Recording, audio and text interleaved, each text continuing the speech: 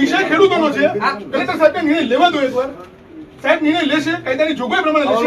યોગ્ય ન લાગે તો હાઈકોર્ટમાં જઈ શકો છો. તો આ રીતના અધિકારીઓ પણ વર્તી રહ્યા છે. ખરેખર તો જનતા માટેના અધિકારીઓ છે. શું કહો છો રામસિંહજી, આમાં આજે જે રીતનું ત્યાં અધિકારીઓનું વર્તન છે એ વાજબી લાગે છે? ખેડૂતો સાથે, ખેડૂત નેતાઓ સાથે, સંસદ સભ્યો બેઠા છે એમની સાથે. સર, આપની સાથે વાત કરતા મને પણ દુઃખ થાય છે કે આ કલેક્ટર નથી. ખરેખર આનો આખો ભાઈનો ઇતિહાસ જોવામાં આવે ને તો મને એવું લાગે છે કે આ ભાઈનો ઇતિહાસ સારો નહીં હોય. કારણ કે આ ખુરશીને લાયક આ ભાઈ નથી હોતા ને એવું વર્તન કરે છે. કારણ કે આપણો દેશ છે કૃષિ પ્રધાન છે. જગતના તાતની મહામૂલી જમીન કાપવાની છે. મહામૂલી જમીન કોઈ છીનવવા આવ્યું છે, કોઈ ચોરી કરવા આવ્યું છે, કોઈ હડપી લેવા આવ્યું છે. તો આ ભાઈ છે ને એમની તારીફ કરી રહ્યા છે. એમની નજીક જઈ અને એમની સાથે હાથ મિલાયો હોય ને એવું દેખાઈ રહ્યું છે એમનું વર્તન.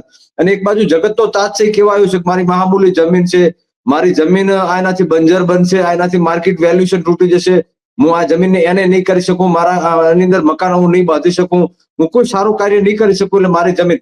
છતાંય આ ભાઈ એવું કર્યું, મેં તમને પહેલા કીધું કે ભાઈ 45 દિવસ પહેલા આ પોલ અહીંયા તૈયાર થઈ ગયા. તો આ